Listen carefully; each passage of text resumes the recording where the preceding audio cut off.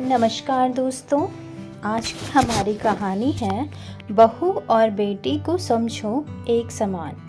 माँ, मैं बहुत थक गई हूँ घर संभालते संभालते। यहाँ मेरी थकान किसी को नज़र नहीं आती। कुछ दिन आराम करना चाहती हूँ। सोच रही हूँ कुछ दिनों के लिए मायके आ जाऊँ। आते हुए अपने बच्चों को भी साथ ले आऊँगी। वहीं से स्कूल चले जाएंगे। आखिर एक ही शहर में ससुराल और मायका होने का कुछ तो फायदा मिले। विदुषी ने फोन पर अपनी माँ से कहा। कुसुम जी ने दूसरी तरफ से कहा, हाँ बेटा, जब तेरी इच्छा हो आ जाना। आखिर ये तेरा ही घर है। ठीक है माँ, तो मैं कल ही आ जाऊंगी। हाँ बेटा, कल आ जाओ, मैं तुम्हारा इंतजार करूंगी। अभी मैं फोन रखती हूँ, मुझे मंदिर भी जाना है। कुसुम जी ने फोन रख दिया और सीधे किचन में गई। किचन में खाना बना रही बहू से बोली, अरे अनु, सुनो, कल तुम्हारी नंद आ रही है। आज बाजार जाकर फल, सब्जी और मिठाइयाँ लेकर आ जाओ। बेचारी मेरी बेटी ससुराल में नौकरों की तरह काम करती है और उस पर कोई ध्यान ही नहीं देता।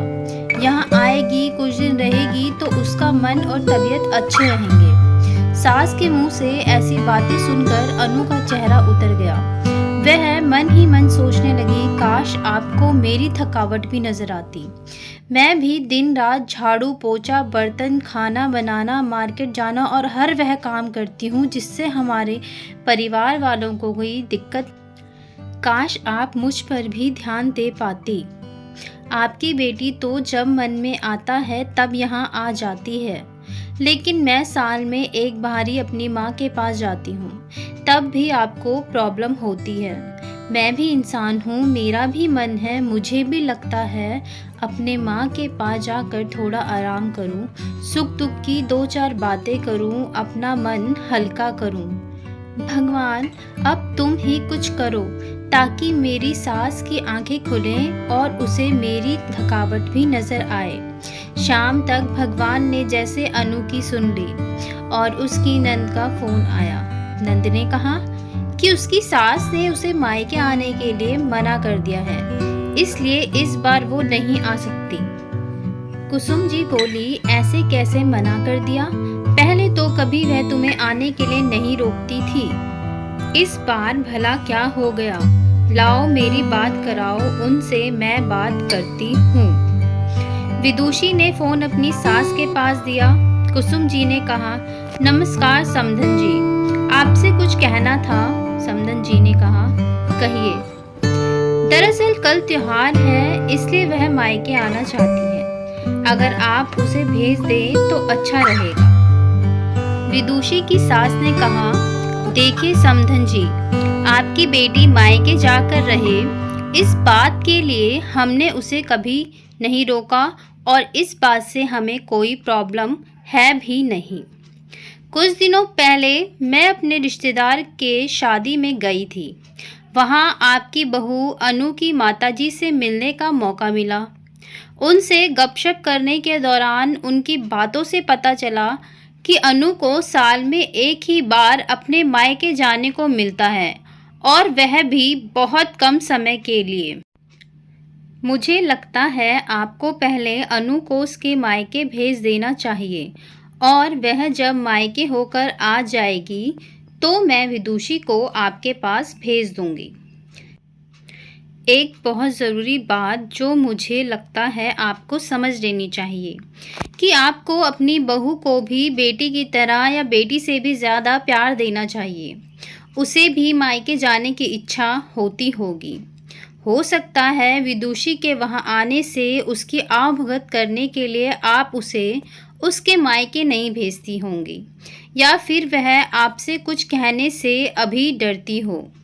अगर आप उसको घर में ही कैद रखेंगी तो एक दिन ऐसा आएगा जब वह आपके खिलाफ बोलने लगेगी, फिर वह आपकी सुनेगी भी नहीं और जब चाहे तब अपने मायके जाएगी।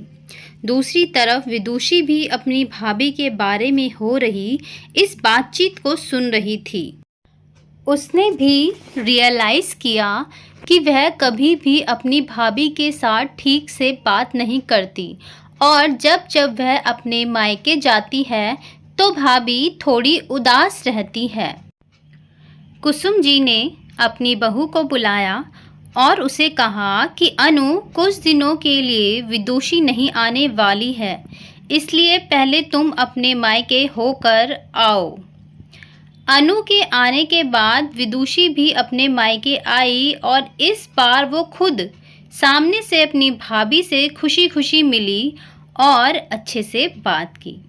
विदुषी ने अपनी माँ से बात करके उन्हें भी अच्छे से समझने में मदद की कि वह कहीं ना कहीं अनु के साथ गलत व्यवहार कर रहे थे। दूसरी तरफ अनु अपने ससुराल वालों के बदले रवैये से बहुत खुश थी।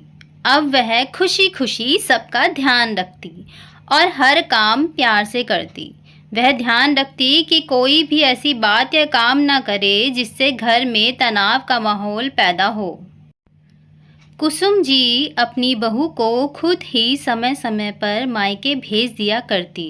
एक छोटे से बदलाव ने सास बहू और भाभी नंद के बीच की कड़वाहट को दूर कर दिया और रिश्तों को और भी ज़्यादा मीठा और मजबूत कर दिया।